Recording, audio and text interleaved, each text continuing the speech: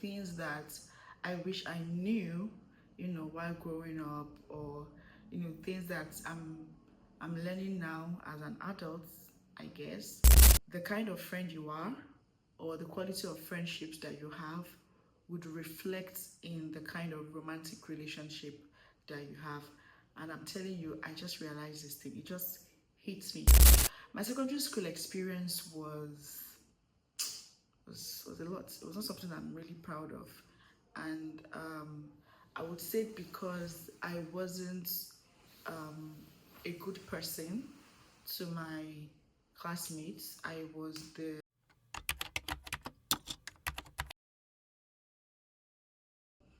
Hi everyone, welcome to this video, and this series is called To My Younger Self.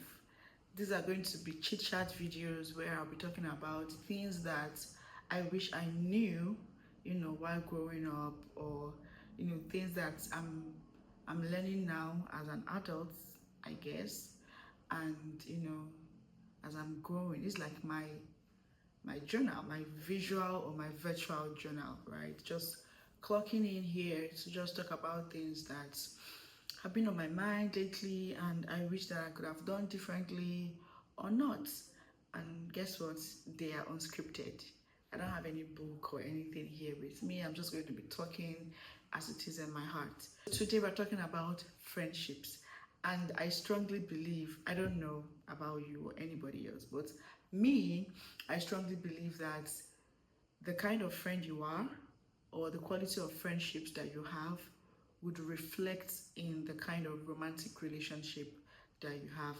And I'm telling you, I just realized this thing. It just hits me, you know. And looking back at, the kind of friendships I've had, as a younger person, let's say when I was 15, 16, from second, let's date it back to secondary school. My secondary school experience was a lot. It was not something I'm really proud of. I would say because I wasn't um, a good person to my classmates. I was the independent classmate. I really had no empathy. I'm not going to put it on anything or anybody, but I'm just going to like touch upon the things that I know that affect why we act the way we act, right? And by the way, there's this book by Tim LaHaye that my mom made us read while growing up, and it's titled Why You Act the Way You Act. I'm glad that I read that book, but the book did not make sense to me till after some time. Do you understand?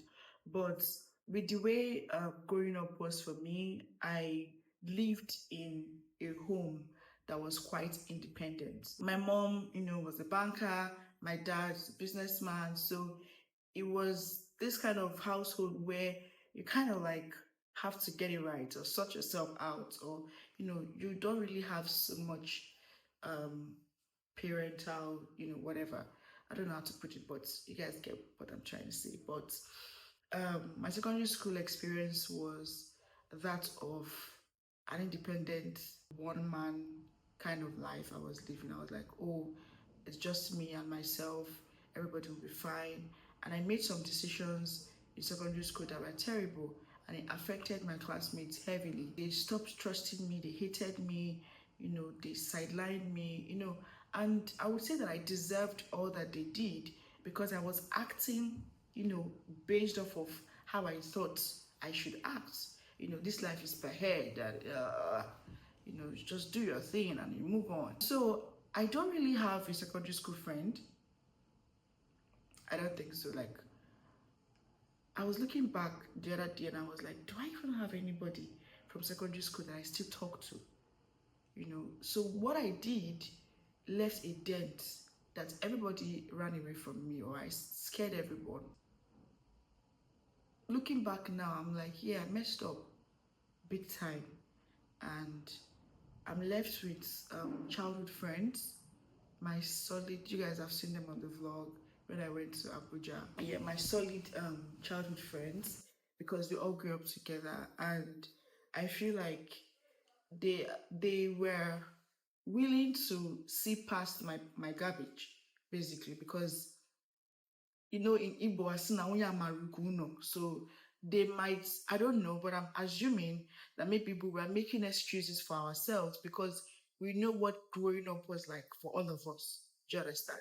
So I feel like that's why like we're still together from way back to today. For Chika, we met in our Blue Rosary. I think Blue Rosary was what brought us together, if I'm not wrong. We attended the same Blue Rosary. For Chidera, the same Blue Rosary as well before they separated from our Blue Rosary.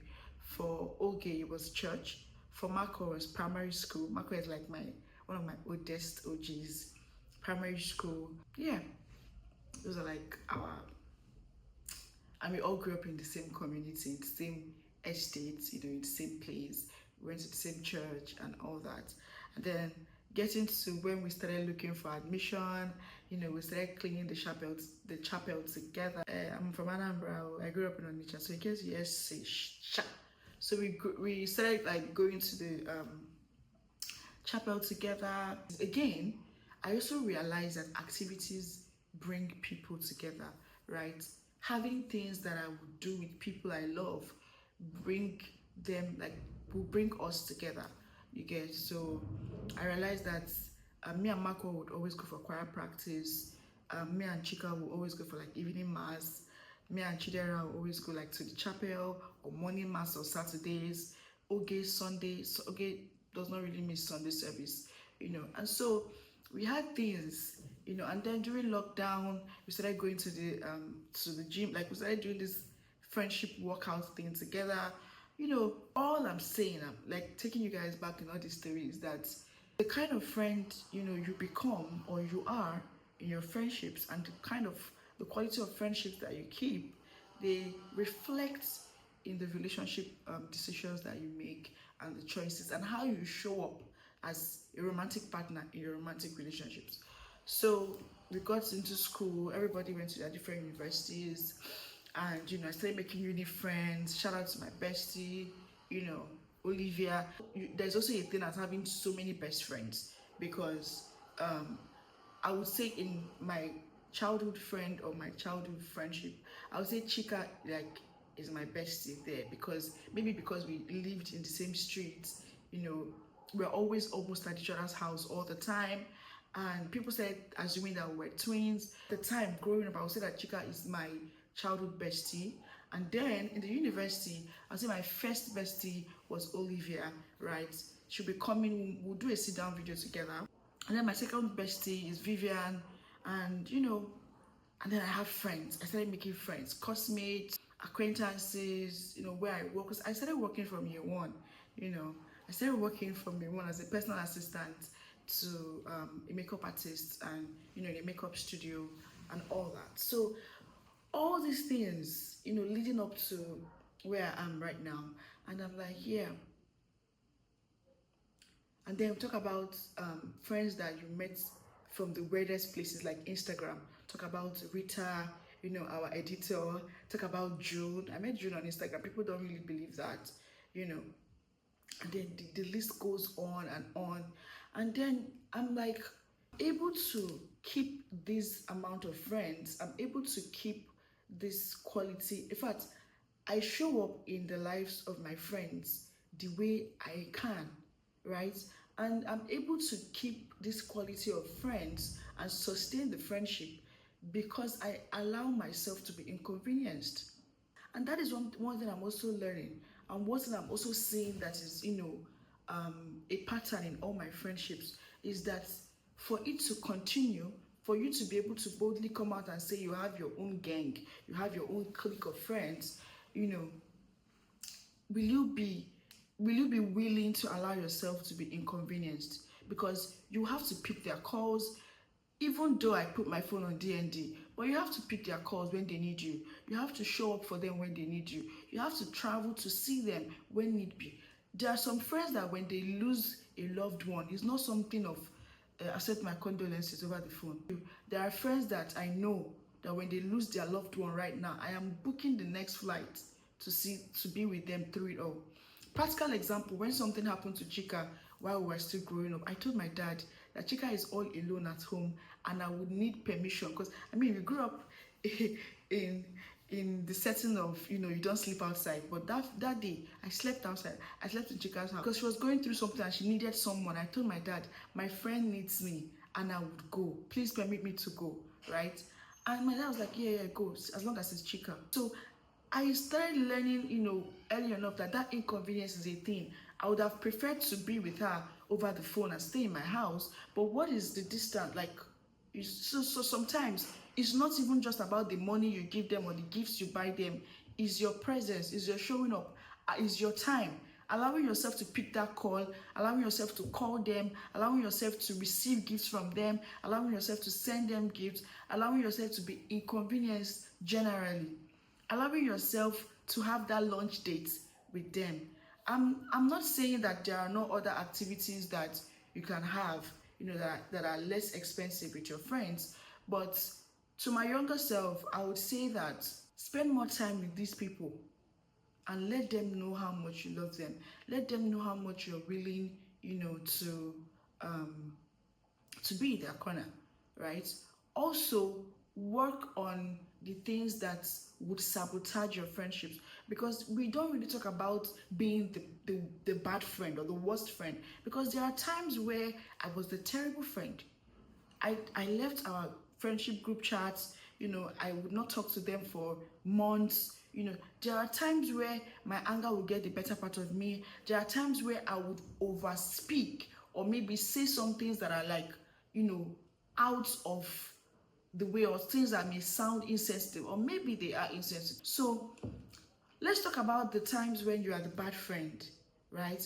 And then in all of these things, you know that, okay, these are your flaws, and you have friends that are willing to accept you and choose you over anything the way you are, but it does not mean that you remain like that.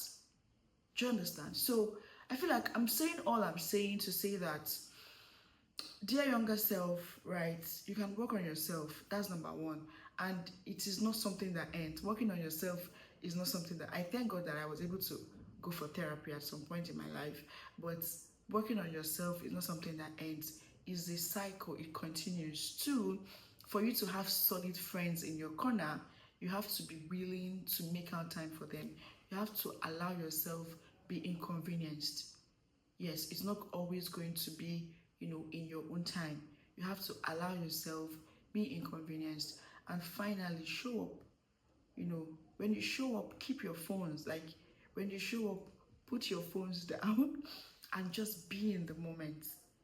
There are times where it is important to create memories. I'm all for creating memories, right? But there are times where you need to put your phone down and give your friend a listening ear. Know how to tell your friends things and know how to say them. Like, be the friend that, yeah, I also believe that it's my obligation. I'm entitled to telling my friends the truth.